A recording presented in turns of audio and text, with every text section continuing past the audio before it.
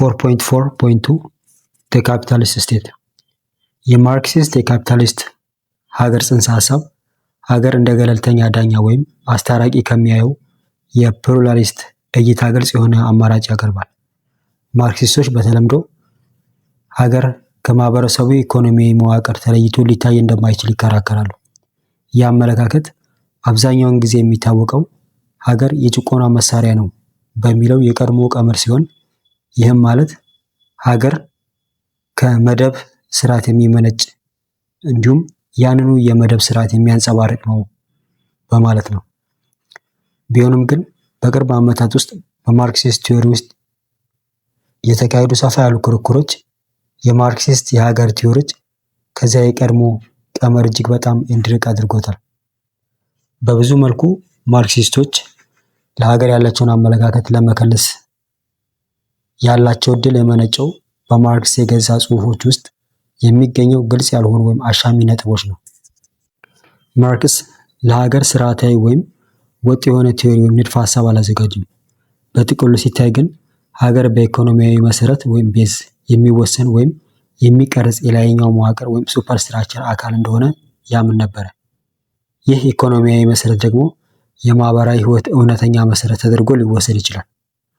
ሆኖም በመሰረቱ ወይም ቤዝ እና በላይኛው መዋቅር ሱፐርስትራክቸር መካከል ያለው ትክክለኛ ግንኙነት በዚህ ሁኔታ ደግሞ በሀገር እና በካፒታሊስት የምርት ዘይቤ መካከል ያለው ዝምድና ግልጽ አይደለም። በማርክስ ጽሑፎች ውስጥ ሁለት የሀገር ቲዮሪዎች መለየት ይቻላል። የመጀመሪያው በኮሚኒስት ማኒፌስቶ 1848 ውስጥ በሚገኘውና ደጋግሞ በሚጠቅሰው አባባሉ ላይ ይገለጻል። ይህም የዘመናዊ መንግስት አስፈጻሚ አካል ለመላው ቡርጇ የጋራ ጉዳዮች የሚያስተዳድር ኮሚቴ ብቻ ነው። ከዚህ አንጻር ሀገር በማህበረሰቡ ላይ ጥገኛ ሲሆን በተለይ በኢኮኖሚ ረገድ የበላይነት ባለው ክፍል በዚህ ስርዓት ውስጥ ለምሳሌ ካፒታሊዝም ከሆነ በቡርጇ ማለት ነው። በዚህ ውስጥ ሙሉ በሙሉ ጥገኛ ነው ማለት ነው። ማለት በቡርጇ ላይ ጥገኛ ነው ማለት ነው። በመሆኑም ሌኒን ሀገር የተበዝባዦችን ወይም ደግሞ የተጨቋኞችን መደብ ለመጨቆን የሚያገለግል መሳሪያ በማለት በግልጽ አስቀምጦታል። ይሁን እንጂ ሁለተኛውና ይበልጥ ውስብስብ እንዲሁም ረቂቅ የሆነ የሀገር ቲዮሪ በማርክስ 1848 እና 1851 የፈረንሳይ አብዮታዊ ክስተት ትንታኔ ባቀረበበት በዴቲንስ ብሬመር ኦፍ ሉዊስ ቦናፓርት 1852 በተሰኘው መጽሐፍ ውስጥ ይገኛል። ማርክስ በዚህ መጽሐፉ ሀገር ከመደብ ስርዓቱ ተለይቶ አንጻራዊ የራስ ገዝነት ወይም ሪላቲቭ አውቶኖሚ ሊኖረው እንደሚችል ጠቁሟል። ለምሳሌ የናፖሊዮን ሀገር አስፈሪ ጥገኛ አካል በመሆን የራሱን ፈቃድ በማህበረሰቡ ላይ የመጫን አቅም ነበረው። ሀገሪቱ የማንኛውም መደብ ፍላጎት የሚያንጸባርቅ ቢሆንም ያ ፍላጎት የቦurgeois ሳይሆን በወቅቱ በፈረንሳይ በማህበረሰብ ውስጥ ቁጥሩ ከፍተኛ የነበረው አነስተኛ ይዞታ ያላቸው ገበሬዎች ወይም ደግሞ ስሞል ሆልዲንግ ፒዛንትሪ ፍላጎት ነበር። ማርክስ ይህንን አመለካከት በዝርዝር ባያዳብረውም ከዚህ እይታ አንጻር ሀገር የራስ ገዝነት ወይም ኦቶኖሚ አንጻራዊ ብቻ እንደሆነ ግልጽ ነው። ይህም ማለት ሀገር በሚጋጩ የመደብ ክፍሎች መካከል እንደ አስታራቂ ሆኖ በመቅረብ የመደብ ስርዓቱ ራሱ እንዳይፈርስ ጠብቆ ያቆየዋል። እነዚህ ሁለቱም ቲዮሪዎች ከሊበራል እና በኋላ ላይ ከመጡት የፕሉራሊስት ሀገር ስልጣን ሞዴሎች በግልጽ ይለያሉ። በተለይም እነዚህ ቲዮሪዎች የሚጎሉት ሀገር እኩል ካልሆነ የመደብ ስልጣን ወይም አንኢኳል ክላስ ፓወር አውድ ውጭ መረዳት እንደማይቻል ነው። እንዲሁም ሀገር ከካፒታሊስት ማህበረሰብ የሚመነጭና ያንኑ የሚያንጸባርቅ መሆኑን ያመለክታሉ። ይህም የሚሆነው ወይ የበላይነትን ባለው ክፍል እጅ እንደ ጭቆና መሳሪያ በመሆን ወይ ደግሞ በረቀቀ መንገድ የመደብ ቅራኔዎች እንዲረግቡና እንዲለሰልሱ የሚያደርግ ዘዴ ሆኖ በመስራት ነው። ቢሆንም ግን ማርክስ ለሀገር የነበረው አመለካከት ሙሉ በሙሉ አሉታዊ አልነበረም። ከካፒታሊዝም ወደ ኮሚኒዝም በሚደረገው ሽግግር ወቅት ሀገር በአብዮታዊ ፕሮሌታሪያት አምባገነንነት ወይም ደግሞ ሪቮሉሽናሪ ዲክታተርሺፕ ኦፍ ፕሮሌታሪያት ይህም ማለት የሰራተኛው መደብ የኃይል ሚዛን በሚበዛበት የአስተዳደር ሲስተም ውስጥ ማለት ነው ለገንቢ ዓላማ መጠቀም እንደሚቻል ተከራክሯል። የካፒታሊዝም መገርሰስ በቡርዥዋ መንግስት ወይም ደግሞ በባለሀብቱ የካፒታሊስቱ መንግስት እንዲጠፋና በእርሱ ምትክ ደግሞ እንደ አማራጭ የሆነው የፕሮሌታሪያት ወይም የሰራተኛው መደብ መንግስት እንዲፈጠር ያደርጋል። ማርክስ ሀገር የፕሮሌታሪያት አምባገነንነት ብሎ ሲገልጽ የመጀመሪያው የሀገር ቲዎሪ ወይም ደግሞ ሀገር የመሳሪያነት ሚና አለው የሚለውን ሀሳብ ተጠቅሟል። በዚህም ሀገር በኢኮኖሚ ረገድ የበላይነት የሆነውን ክፍል በዚያን ወቅት የፕሮሌታሪያቱ ማለት ነው እንዲሁም ሌሎች ክፍሎች ለመጨቆንና ለማንበርከክ የሚጠቀምበትን መሳሪያ አድርጎ ተመልክቶታል። ከዚህ አንጻር ማንኛውም መንግስት የመደብ አምባገነንነት ወይም ደግሞ ክላስ ዲክታተርሺፕ መገለጫ ነው። የፕሮሌታሪያት አምባገነንነት ወይም ደግሞ ዲክታተርሺፕ ኦፍ ዘ ፕሮሌታሪያት ጥቅሙ ንብረታቸውን ያጡ ቡርዥዋዎች ወይም ደግሞ ባለሀብቶች ሊያካሂዱ የሚችሉት የጸረ አብዮት እንቅስቃሴ በመከላከል የአብዮቱን ድሎች ለመጠበቅ የሚያገለግል መሳሪያ ተደርጎ መታየቱ ነው። ቢሆንም ግን ማርክስ ሀገር እንደ አስፈላጊ ወይም ደግሞ ዘላቂ ማህበራዊ መዋቅር አላየውም። የመደብ ቅራኔዎች እየጠፉ ሲሄዱ ሀገር እየጠወለገ ይሄዳል ዊዘር አዌይ ብሎ ተንብዮአል። ይህም ማለት ሙሉ በሙሉ የኮሚኒስት የሆነ ማህበረሰብ ሀገር አልባ ይሆናል ማለት ነው። ይህ ማለት ምንድን ነው? የመንግስትንና የሀገርን አፓራተስ ወይም ደግሞ ተቋማት የሚጠቀም ኃይል ይጠፋል ማለት ነው።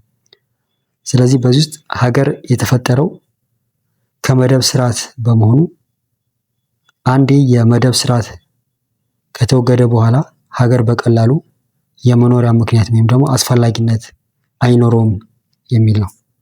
የማርክስ አሻሚ ውርስ ለዘመናዊ ማርክሲስቶች ወይም ኒዮ ማርክሲስት የሀገር ስልጣን በተመለከተ ሰፋ ያለ ትንታኔ እንዲያካሂዱ እድል ሰጥቷቸዋል። ይህም በአንቶኒዮ ግራምሺ ጽሑፎች ይበልጥ እንዲበረታታ ተደርጓል። ግራምሺ የገዢው ክፍል የበላይነት የሚረጋገጠው በግልጽ በሚታይ የኃይል እርምጃ ወይም ኮረክሽን ብቻ ሳይሆን በስነ ልቦናዊ እንዲሁም በርዕዮተ ዓለም ተጽዕኖ አይዲዮሎጂካል ማኒፑሌሽን ጭምር በመሆኑ አጽንኦት ሰጥቷል። በዚህም እይታ መሰረት የቡርዥዋ የበላይነት የሚጠበቀው በዋነኝነት በሄጀሞኒ አማካኝነት ነው። ይህም ማለት በአስተሳሰብ መሪነት ወይም በባህላዊ ቁጥጥር ሲሆን ሀገር በዚህ ሂደት ውስጥ ከፍተኛ ሚና ይጫወታል። ከ1960ዎቹ ጀምሮ ስለ ሀገር የሚቀርቡ የማርክሲስት ትንታኔዎች ኢንስትሩሜንታሊስት ወይም ደግሞ ሀገር እንደ መሳሪያ የሚያዩ እና ስትራክቸራሊስት ሀገርን እንደ መዋቅር የሚያዩ በሚሉ ተቀናቃኝ እይታዎች የተወሰዱ ነበሩ። ራልፍ ሚልባንድ ዘ ስቴት ኢን ካፒታል ሶሳይቲ 1969-2009 በተሰኘ መጽሐፉ ሀገር የገዢው ክፍል ወኪል ወይም መሳሪያ እንደሆነ አድርጎ አቅርቧል። በዚህም ሀገር ከፍተኛ ባለስልጣናት ወይም ስቴት ኢሊት ካላቸው ከፍተኛ ሀብትና ክብር የተነሳ በአብዛኛው ከባለጸጋው እንዲሁም ከንብረት ካለው ማህበረሰብ የሚወጡ መሆናቸውን አጽንኦት ሰጥቷል። ስለሆነም ሀገር ለካፒታሊዝም የሚያሳየው ወገንተኝነት የሚመነጨው በአንድ በኩል በሲቪል ሰርቫንቶች እንዲሁም በሌሎች የሀገር ባለስልጣናት፣ በሌላ በኩል ደግሞ በባንክ ባለቤቶች፣ በንግድ መሪዎች እንዲሁም በኢንዱስትሪ ባለሀብቶች መካከል ካለው የማህበራዊ መደብ ተመሳሳይነት ነው። ኒኮላስ ፕላንትዛስ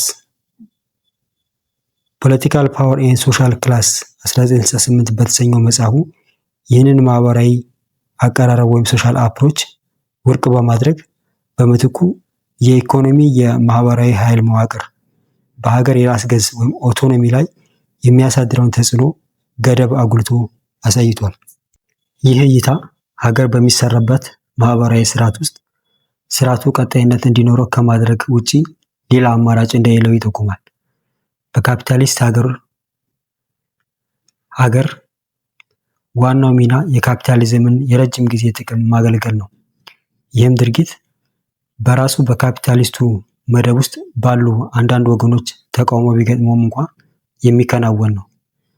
ዘመናዊ ማርክሲስቶች ወይም ደግሞ ኒዮ ማርክሲስት ሀገር ከጊዜ ወደ ጊዜ በተለያዩ ጥቅሞች፣ ቡድኖችና መደቦች ክላስስ መካከል ትግል የሚካሄድበት ሜዳ አድርገው ማየትን መርጠዋል።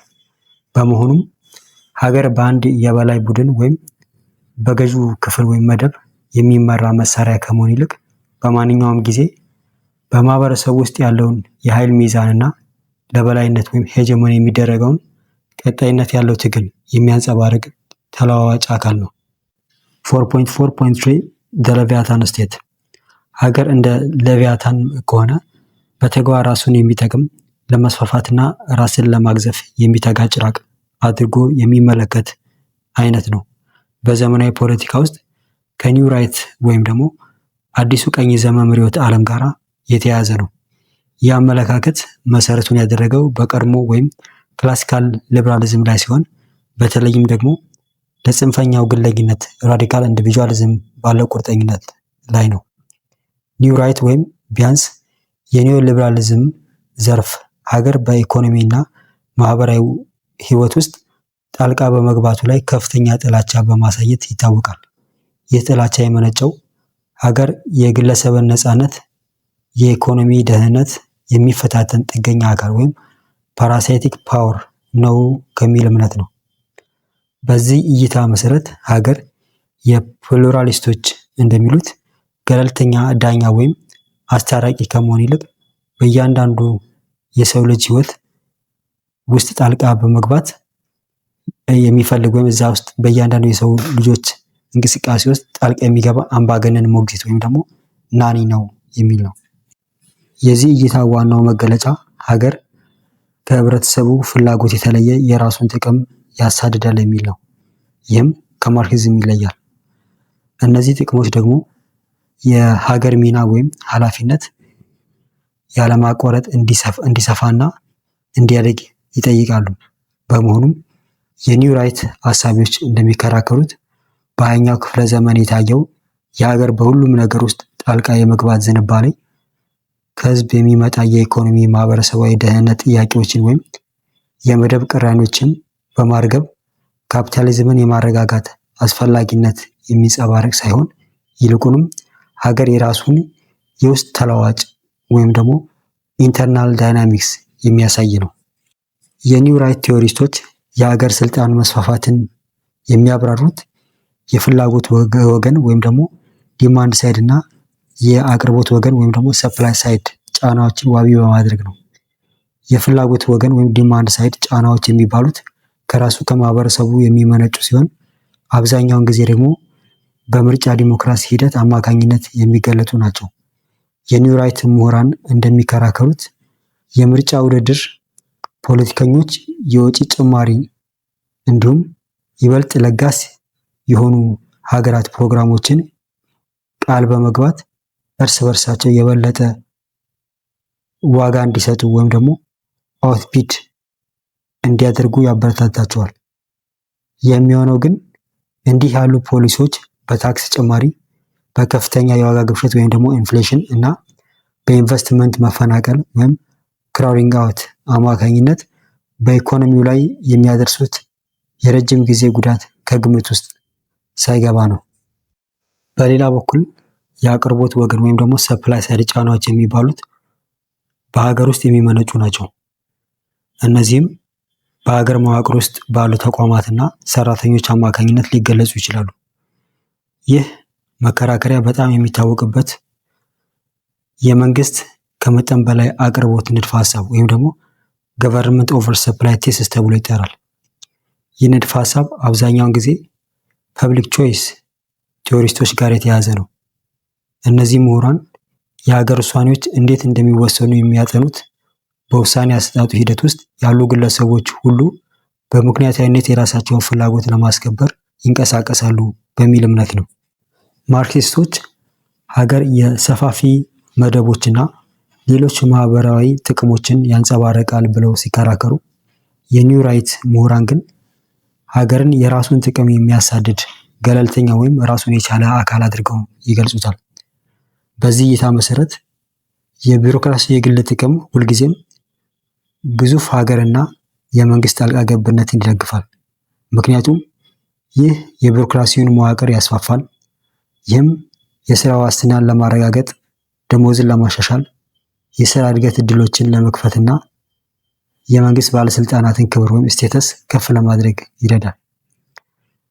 ይህ የራሳቸውን ጥቅም ብቻ የሚያሳድዱ ቢሮክራቶችን ምስል ወይም ሀገርን ለህዝብ አገልግሎት ስነ ምግባር የታመንና በፖለቲካው ቁጥጥር ስር ያለ መሳሪያ አድርጎ ከሚመለከተው የፕሉራሊስት ጽንሰ ሀሳብ ጋር በግልጽ ይጋጫል። 4.4.4 The Patriarchal State ስለ ሀገር የሚኖረን ዘመናዊ አስተሳሰብ በመጨረሻ የፌሚኒስት ቲዮሪ የሚያስከትላቸውን እንድምታዎች ግምት ውስጥ በማስገባት መታየት አለበት። ሆኖም ይህ ሲባል ወጥ የሆነ የፌሚኒስት የሀገር ቲዮሪ አለ ማለት አይደለም። የፌሚኒስት ቲዮሪ የተለያዩ ወገኖችና አመለካከቶችን የሚያመለክት በመሆኑ ለሀገር ስልጣን ያላቸው አመለካከት የተለያየ እንዲሆን አድርጎታል። ከዚህም በላይ ፌሚኒስቶች አብዛኛውን ጊዜ የሀገር ስልጣን ተፈጥሮን እንደ ዋነኛ ፖለቲካ ጉዳይ አድርገው አይመለከቱትም። ይልቁንም ትኩረት መስጠት የሚመርጡት እንደ ቤተሰብና የኢኮኖሚ ስርዓት ባሉ ተቋማት ላይ ማዕከሉን ባደረገው ጥልቅ የወንዶች የበላይነት መዋቅር ላይ የተመሰረተ ነው። እንዲያውም አንዳንዶቹ ፌሚኒስቶች የተለመዱትን የሀገር ትርጓሜዎች ጥያቄዎች ውስጥ ይከታሉ። ለምሳሌ ሀገር ህጋዊ በሆነ የኃይል አጠቃቀም ላይ ወይም የኃይል የበላይነት ወይም ሞኖፖሊ ያለው የሚለው ሀሳብ በቤተሰብና በቤት ውስጥ ህይወት ውስጥ የሚፈጸሙ መደበኛ ጥቃቶችና ማስፈራሪያዎች ምክንያት ታማኝነቱን ያጣል ብለው ይከራከራሉ።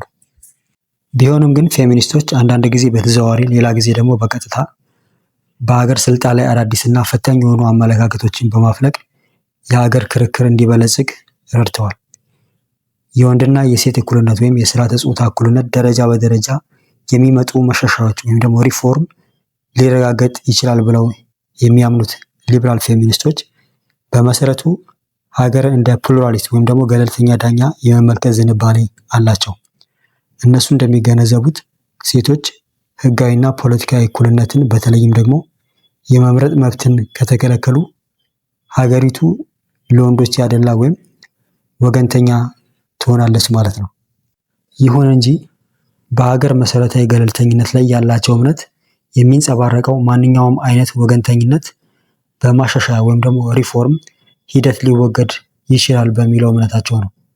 ከዚህም አንጻር ሲታይ ሊበራል ፌሚኒስቶች ሁሉም ቡድኖች ሴቶችን ጨምሮ ማለት ነው የሀገር ስልጣንን የማግኘት እኩል እድል እንዳላቸውና ይህ ስልጣንም ፍትህንና የጋራ ጥቅምን ለማስፈን ያለ አድሎ ሊያገለግል እንደሚችል ያምናሉ።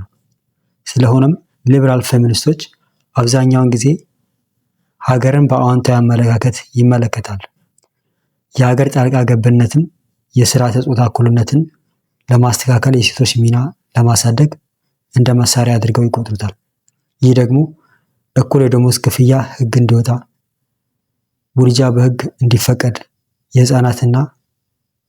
የህፃናት መንከባከቢያ ተቋማት እንዲስፋፉ፣ የማህበራዊ ደህንነት ጥቅሞችም እንዲሻሻሉ እንዲሁም በመሳሰሉት ጉዳዮች ላይ በሚያደርጓቸው ዘመቻዎች ሊታይ ይችላል። ቢሆንም ግን መንግስት በፓትሪያርኪ ወይም ደግሞ የወንዶች የበላይነት መልክ ያለውን ጥልቅ የጭቆና መዋቅር ያንጸባርቃል ብለው የሚከራከሩት ራዲካል ፌሚኒስቶች አማካኝነት ይበልጥ ተችና አሉታዊ የሆነ የመንግስት እይታ በልጽጓል። በማርክሲስት እና በራዲካል ፌሚኒስት የሀገር ስልጣን እይታዎች መካከል በርካታ ተመሳሳይነቶች አሉ። ለምሳሌ ሁለቱም ወገኖች ሀገር የራሱን ጥቅም ለማሳደድ የሚቆም ራሱን የቻለውም አውቶኖሞስ አካል መሆኑን ይክዳሉ ወይም ይቃወማሉ። ይልቁንም ሀገር የምንረዳው ሆነ ወገንተኝነቱን የምናብራራው በአጠቃላይ በማህበረሰብ ውስጥ ያለውን ጥልቅ የስልጣን መዋቅር ዋቢ በማድረግ ነው። ማርክሲስቶች ሀገርን በኢኮኖሚ አውድ ውስጥ ሲያስቀምጡት፣ ራዲካል ፌሚኒስቶች ግን በስርዓተ ጾታ እኩልነት አውድ ውስጥ ያስቀምጡታል። እንዲሁም ሀገር በመሰረቱ የወንዶች ስልጣን መገለጫ ተቋም መሆኑን አጥብቀው ይከራከራሉ። ከማርክሲዝም ጋር በተመሳሳይ መልኩ በዚህ የፌሚኒስት አቋም ውስጥ የተለዩ የኢንስትሩሜንታሊስት እና ስትራክቸራሊስት ትርጓሜዎች በልጽገዋል።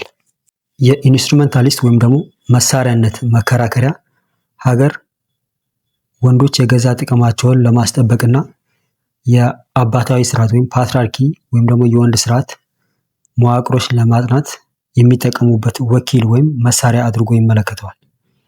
ይህም የማከራከሪያ መስመር አባታዊ ስርዓት መሰረቱ ወይም ደግሞ የወንዶች የበላይነት ስርዓት መሰረቱ ማህበረሰቡን በግልጽ ፐብሊክ እና ግላዊ ፕራይቬት የህይወት ዘርፎች መክፈሉ ነው በሚለው መሰረታዊ የማኒፌስቶ እምነት ላይ የተመሰረተ ነው። በዚህ ክፍፍል ውስጥ ወንዶች ህዝባዊውን ወይም ፖለቲካዊና ኢኮኖሚውን ዘርፍ ሲቆጣጠሩ፣ ሴቶች ግን በግላዊ ወይም ደግሞ በቤት ውስጥ ህይወት እንዲወሰኑ ያደርጋሉ። በቀላል አነጋገር በዚህ እይታ ሀገር በወንዶች የሚመራ ለወንዶች የሚሰራ ተቋም ነው። የኢንስትሩሜንታሊስት መከራከሪያዎች ትኩረት የሚያደርጉት ሀገር ሰራተኞችንና በተለይ በከፍተኛ የመንግስት ስልጣናት ወይም ስቴት ኢሊት የሚባሉት ላይ ሲሆን፣ ስትራክቸራሊስት ወይም መዋቅራዊ መከራከሪያዎች ግን የሀገር ተቋማት በሰፊው የአብዮታዊ ስርዓት ውስጥ ምን ያህል የተሳሰሩና የተዘፈቁ መሆናቸውን ያጎላል። ሞደርን ራዲካል ፌሚኒስት ወይም ደግሞ ዘመናዊ ራዲካል ፌሚኒስት ለማህበራዊ ደህንነት መንግስት ወይ ደግሞ ዌልፌር ስቴት መፈጠር ልዩ ትኩረት ሰጥተዋል። ይህም አዲስ አይነት የአብዮታዊ ወይም ፓትሪያርካዊ ስልጣን መገለጫ እንደሆነ አድርገው ይመለከቱታል። የማህበራዊ ደህንነት አገልግሎቶች ሴቶችን ከግላዊ ጥገኝነት ወይም ሴቶች እንደ ቤት እመቤት በወንዶች ገቢ ላይ ጥገኛ ከነበሩት ወደ ህዝባዊ ጥገኝነት ስርዓት በማሻገር አብዮታዊ ስርዓቱን ሊያስቀጥሉ ይችላሉ። በዚህ አዲሱ ስርዓት ሴቶች እየሰፋ በመጣው የሀገር ተቋማት ቁጥጥር ስር ይወድቃሉ። ለምሳሌ ሴቶች የሀገር አገልግሎቶች እንደ ህፃናት ማቆያ፣ የመዋለ ህፃናት ትምህርትና የማህበራዊ ስራ አገልግሎቶች ተጠቃሚዎች በመሆን እንዲሁም የሀገር ተቀጣሪ ሰራተኞች በመሆን በተለይም ተንከባካቢ በሚሉት ሙያዎች እንደ ነርሲንግ፣ ማህበራዊ ስራና ትምህርት ከሀገር ጋር ያላቸውን ጥገኝነት እየጨመረ መጥቷል።